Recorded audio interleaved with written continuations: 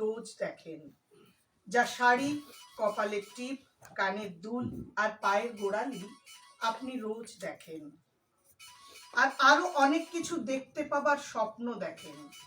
স্বপ্নে যাকে ইচ্ছে মতন দেখেন, আমি সেই মেয়ে।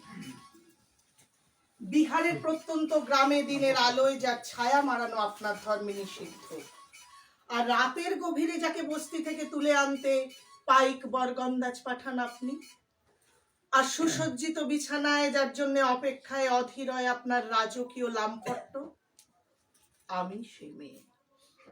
আসামে চা বাগানে ঝুবড়ি কামিন বস্তি থেকে যাকে আপনি তুলে নিয়ে যেতে চান সাহেবী বাংলোয় মধ্যরাতে, ফায়ার প্লেসের ঝলসে ওটা আলোয় মোদির চোখে দেখতে চান যার অনাবৃত শরীর, আমি সেই মেয়ে।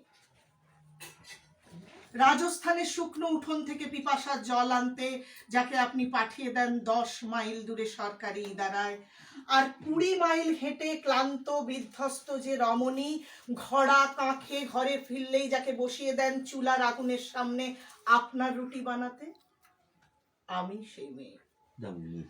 আমি সেই মেয়ে যাকে নিয়ে আপনি মগ্ন হতে চান গঙ্গার ধারে, কিংবা ভিক্টোরিয়ার সবুজে, কিংবা সিনেমা হলের নীল অন্ধকারে, যার চোখে আপনি এঁকে দিতে চান ঝুটা স্বপ্নের কাজল, আর ফুরিয়ে যাওয়া সিগারেটের প্যাকেটের মতো যাকে পথের দুপাশে ছুঁড়ে ফেলে আপনার ফুল সাজানো গাড়ি শুভ বিবাহ সুসম্পন্ন করতে ছুটে যায় শহরের পথে।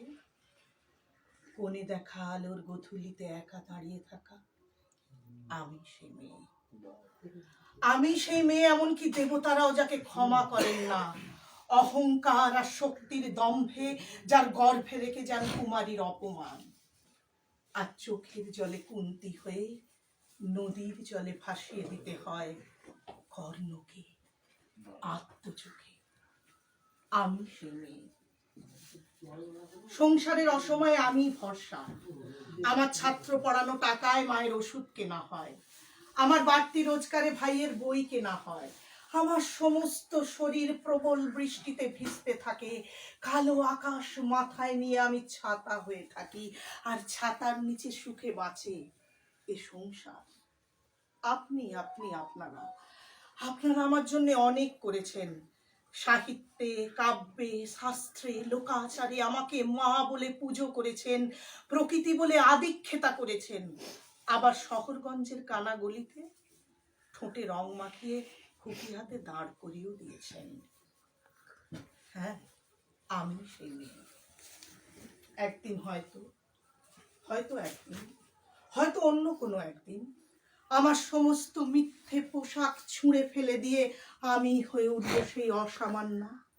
খোলা চুল মেঘের মতো থাকবে আমার খোলা পিঠ, দু চোখে জ্বলবে ভীষণ আগুন, কপাল ঠিকরে বেরুবে ভয়ঙ্কর তেজ রশ্মি, হাতে ঝলসে উঠবে সেই খড়গ, দু পায়ের নুপুরে বেজে উঠবে রণ্যদুন তুমি, নৃশংস অট্টহাসিতে ভরে উঠবে আকাশ, দেবতারাও আতঙ্কে স্তব্ধ হয়ে বলতে থাকবে মহামেঘ প্রভং ঘোরং মুক্তকেশিং চতুর্ভুজং কালিকাং দক্ষিণাং মুন্ডমালা বিভূষিতাং।